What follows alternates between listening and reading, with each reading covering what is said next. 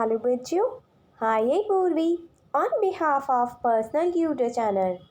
आज हम लोग class 8 social and political science का चैप्टर नंबर 9 पब्लिक फैसिलिटीज़ पढ़ने वाले हैं। तो चलो बच्चों शुरू करते हैं चैप्टर पब्लिक फैसिलिटीज़।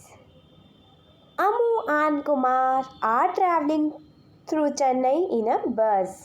अम्मू और कुमार चेन्नई जा रहे थे बस में। As they go round the city, they observe the water facility available in the different parts of China. जब वो सिटी से जा रहे थे तो उन लोगों ने देखा कि पूरे चेन्नई के अलग अलग हिस्सों में वाटर फैसिलिटी अवेलेबल है, यानी पानी की सुविधा है।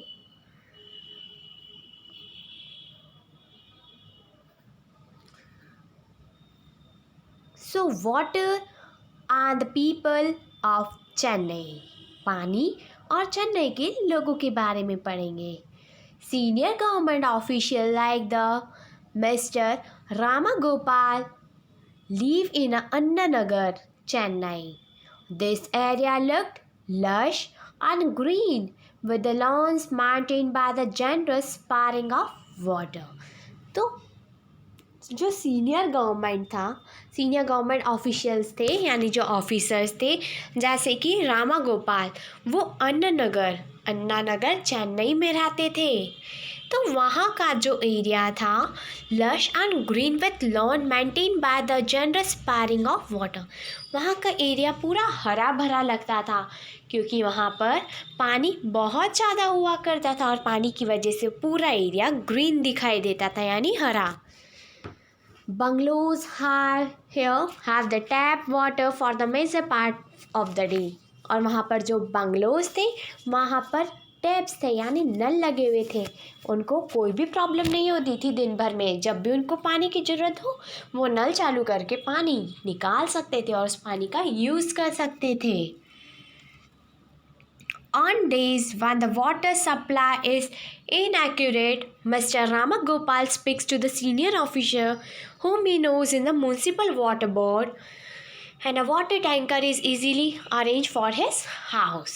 So, अगर कभी उनको पानी ऐसा लगता था कि पानी की सप्लाई प्रॉपर नहीं है, एक्यूरेट अमाउंट में पानी नहीं आ रहा है, तो वो उनके सीनियर ऑफिशियल को बोलते थे जो कि म्यूनसिपल वाटर कॉरपोरेशन में है। तो वो वाटर टैंकर यानी एक टैंकर भिजवा देते थे ताकि उनकी जो प्रॉब्लम है वो सॉर्ट आउट हो जाए, यानी उनको पानी प्रॉपरली मिल जाए।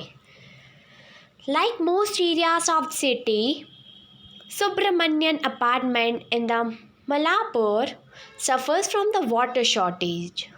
कई सारे एरिया थे जहाँ पर पानी की कमी थी, जैसे कि यहाँ बताया है Subramaniam apartment in the Mylapore. This area gets municipal water once in 2 days। यहाँ पर म्यूनसिपल पार्टी की तरफ से पानी दो दिन में एक बार आता था। So a private borewell meet some of the resident water need. So बहुत सारे लोगों ने प्राइवेट बोरवेल कर रखा था ताकि वो अपनी नीड को फुलफिल कर सके। Borewell water is however backward so that the residents used it in their ate it in their toilets and for the washing. For other uses, water is purchased from the tankers. Subramaniam spends up to 500 to 600 per month on buying the water from tanker. Subramaniam महीने के 500 से 600 रुपये खर्च करते थे water tanker मंगाने के बस। So for drinking water, residents have install the water purification system in their homes. So पीने के पानी के लिए उन्होंने अपने अपने घरों में वाटर प्यूरिफिकेशन सिस्टम लगा लिया था ताकि पानी प्यूरिफाई होकर आए। अगर पानी गंदा भी है तो वो प्यूरिफाई होकर आएगा और वह प्यूरिफाइड वाटर को यूज़ कर सकते for drinking. Siva lives on a ranch on the first floor of a house in the Madipakkam and gets water once in 4 days. So Siva rent पर रहती थी और उसको 4 दिन में एक बार पानी मिलता था। Shortage of water is one major reason why Shiva can not bring his family to Chennai. पानी की कमी एक बहुत ही बड़ा रीज़न था जिस वजह से शिवा अपनी फैमिली को चेन्नई में नहीं लाई थी। For drinking Shiva by the bottled water. पीने के पानी के लिए शिवा बॉटल लेकर आती थी, पानी की बॉटलें ले आती थी और उसी से अपना गुजारा करती थी, यानी उसी से वो पानी पिया करती थी। Padma works as a domestic helper in the Saidapet lives in the nearby slum. So Padma domestic help थी और जो कि आसपास के स्लम में यानी आसपास की झोपड़ी में ही रहा करती थी, चौल में रहती थी वो। She pays a rent of 650 for the hutman which has neither a bathroom nor a tap connection. तो वो अपने रेंट के 650 देती थी एक हटमैन को, जहाँ पर ना ही बाथरूम था और ना ही टैप कनेक्शन यानी पानी के नल का कनेक्शन था। For 30 such hutmans there is a common tap at one corners and which water comes from the wall well for the 20 minutes twice daily. सो वो बताती है कि वहाँ पर जो 30 बस्तियाँ थी, सभी के लिए कॉमन टैप था, कॉमन नल था उस गली के कॉर्नर पर, जहाँ पे पानी आता था सिर्फ 20 मिनट के लिए, लेकिन दिन में 2 बार। A family gets to fulfill a maximum of 3 buckets within this time. The same water is used for washing and drinking. जो पानी बोरवेल से आता था वो ही वॉशिंग में भी काम आता और वो ही ड्रिंकिंग में भी काम आता था। In the summer the flow becomes a trickle so that one family gets water only at the cost of another. People have to wait longer hours for the water tankers. Now here are some questions. So you have seen the 4 situation illustrated above. हम लोगों ने 4 अलग अलग situation देखी। Based on this, what impression do you get of the water situation in Chennai? So उन situation को देखकर आप क्या बताते हैं कि चेन्नई की सिचुएशन कैसी है। Next, pick out the various sources of water for the household use from the description alongside. यहाँ से कुछ हाउस होल्ड से बताना है कि कौन कौन से सोर्सेस है जहाँ से उनको पानी मिलता था अपने हाउस होल्ड यूज़ के लिए। Next, what in your view are similar and what is different in the Subramanyam and the Padma's experience? आपके व्यूज़ के अकॉर्डिंग क्या सिमिलर है और क्या डिफरेंट है सुब्रमण्यम और पद्मा के experience. Write a paragraph describing the water supply situation in your area. So आपके एरिया में वाटर सप्लाई की क्या सिचुएशन है, कैसी सिचुएशन, इस पर आपको एक पैराग्राफ लिखना है और पैराग्राफ लिखने के बाद मुझे कमेंट सेक्शन में कमेंट करके बताना है। Next is, why does the water flow in a trickle in summer in most places in India? Find out. Discuss, is there a general shortage of water for everyone in Chennai? क्या पानी की कमी general problem है चेन्नई में, सभी को ये face करनी पड़ती है? आपको क्या लगता है? Can you think of 2 reasons why different people get varying amount of water? So whatsoever you think, you have to write in your copy and click one photograph and send me in the comment section. Water as a part of fundamental right to life. Water हमारी life का एक fundamental part है और ये हमारा right है कि हम पानी का उपयोग कर सकें। Water is essential for life and for the good health. पानी हमारी लाइफ के लिए, हमारी ज़िंदगी के लिए और हमारी हेल्थ के लिए बहुत ही ज़्यादा ज़रूरी है। Not only is it necessary for us to be able to meet our daily needs but safe drinking water can prevents many water related diseases. So सिर्फ यही नहीं कि पानी हमारी सिर्फ डेली नीड्स को ही फुलफ़िल करता है, बट पानी हमें हमेशा साफ़ पानी पीना चाहिए, नहीं जो कि हमको वाटर रिलेटेड डिसीज़ से बचाता भी है। India has one of the largest number of cases of disease such as the diarrhea, dysentery, cholera. India में बहुत सारे केसेस होते हैं वाटरबोर्न डिसीज़ की वजह से, जैसे कि डिसीज़ बता रखी है, डायरिया है, डेनेस्ट्री है, कॉलेरा, ये सब पानी, गंदे पानी की वजह से होती है. Over 1,600 Indians, most of them children below the age of 5, reportedly die every day because of the water-related disease. So, 1600 से ज़्यादा लोग, बच्चे जो कि 5 साल की उम्र से छोटे हैं, कम है, वो रोज़ मर रहे हैं क्योंकि वाटर रिलेटेड डिसीज़ की वजह से. This death can be prevented the people have the access to safe drinking water. ये डेथ को हम तभी प्रिवेंट कर सकते हैं, इन लोगों को तभी बचा सकते हैं जब वो सेफ ड्रिंकिंग वाटर ले, यानी साफ़ पानी पीने के लिए ले. The Constitution of India recognizes the right to water as being a part of the right to life under the Article of 21. So जो इंडिया का कॉन्स्टिट्यूशन है, जो संविधान है, उसने एक लॉ बनाया है कि सभी को राइट है पानी के लिए, जो कि हमारा एक फंडामेंटल राइट बन गया है under the article number 21.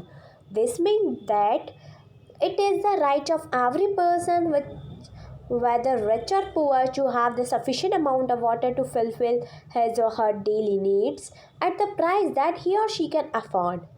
So इस रूल के अकॉर्डिंग, इस आर्टिकल नंबर 21 के अकॉर्डिंग ये हुआ है कि सभी लोगों के लिए इक्वल राइट है, चाहे वो रिच हो या पुअर हो, चाहे अमीर हो चाहे गरीब हो, सभी को सफिशेंट अमाउंट ऑफ वाटर मिलेगा ताकि वो अपनी डेली लाइफ को अच्छे से फुलफ़िल कर सके और वो जो भी पानी है उसका जितना भी प्राइस वो अफोर्ड करते हैं उसको उसी प्राइस में वो पानी मिल सके. In other words, there should be the universal access to water. इसका मतलब ये हुआ कि हर जगह पानी की प्रॉपर फैसिलिटी की जाएगी. There have been several court cases and both the High Courts and the Supreme Court have held that the right to safe drinking water is the fundamental right. So कई सारे case है, high court में भी है, supreme court में भी है, जिसमें ये है कि सभी लोगों को हक है कि वो साफ़ पानी पिए. In 2007, the Andhra Pradesh High Court restarted this while hearing a case based on a letter written by the villager of Mehboob district on the contamination of the drinking water.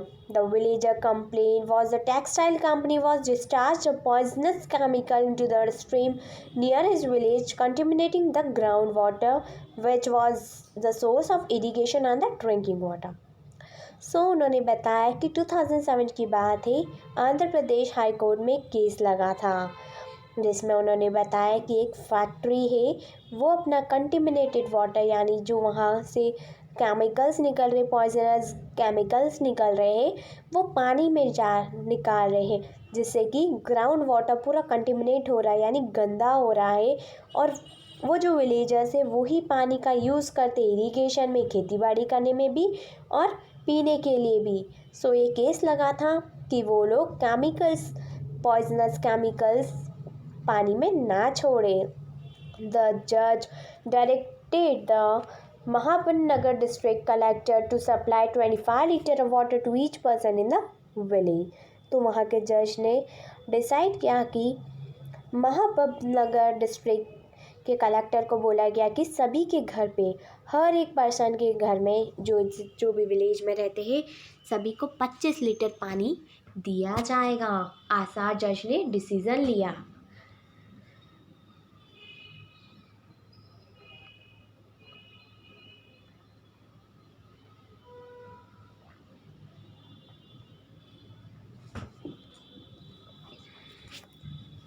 So right to water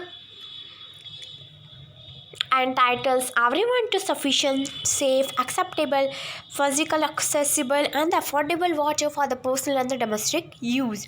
United Nations 2002.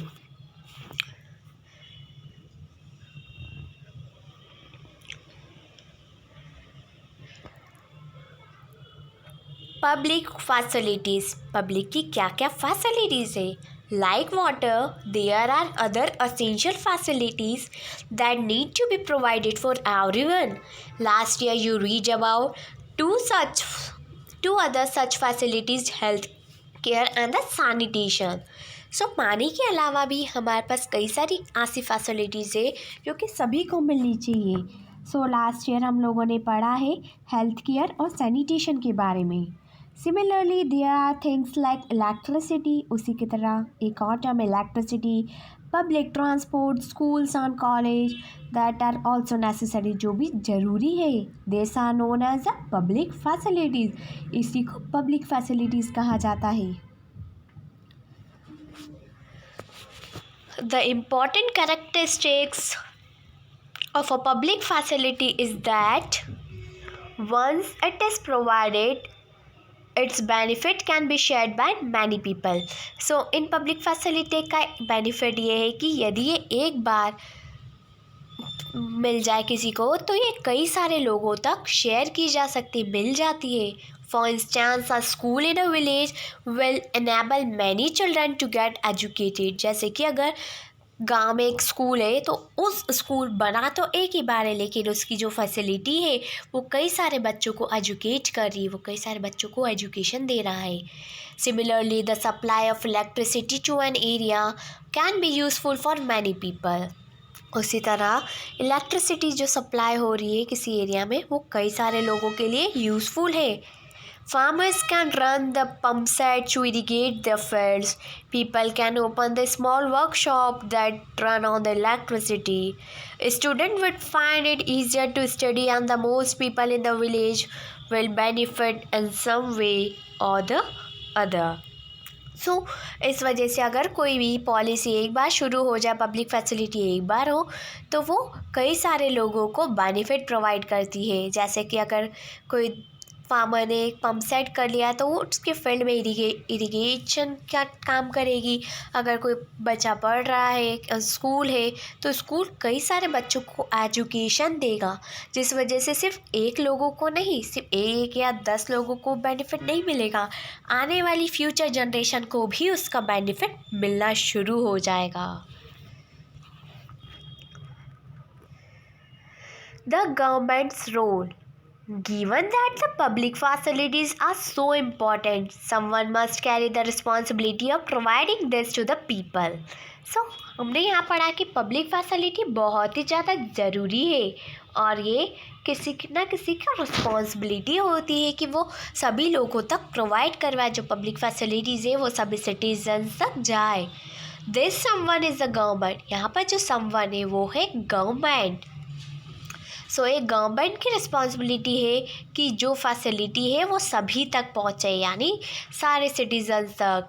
One of the most important function of the government is to ensure that the public facility are made available to everyone.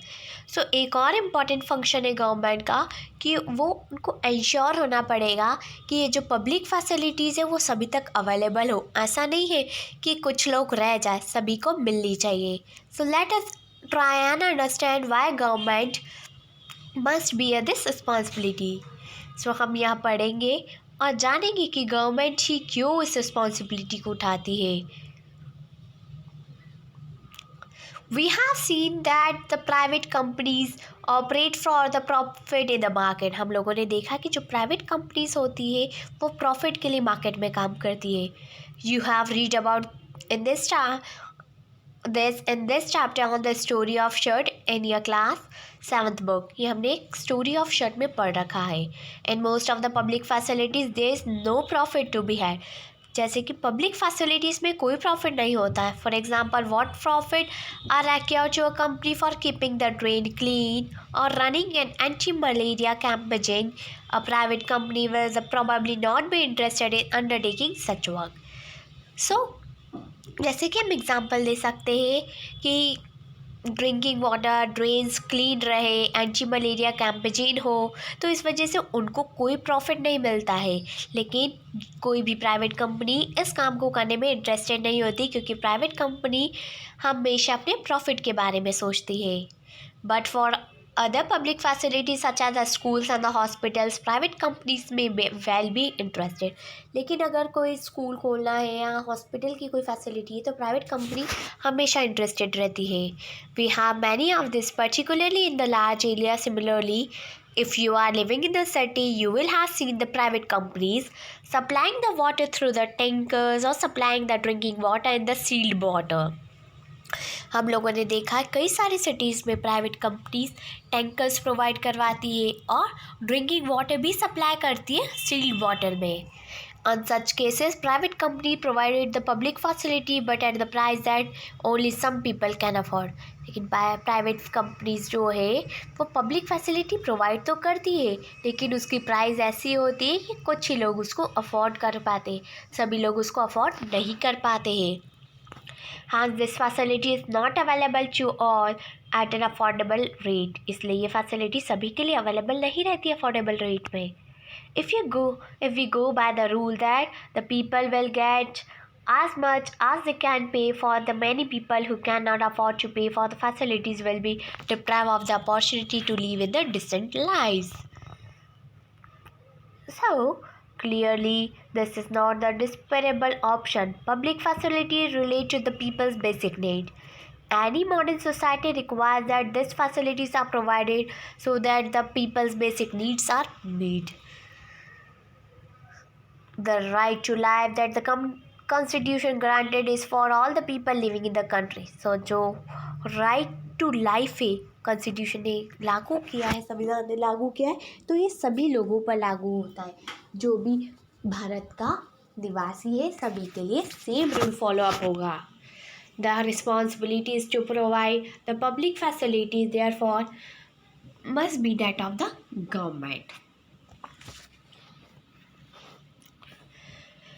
So where does the government get the money for the public facility? Yes, it's a very good question कि public facilities के लिए government को पैसा मिलता कहाँ से है.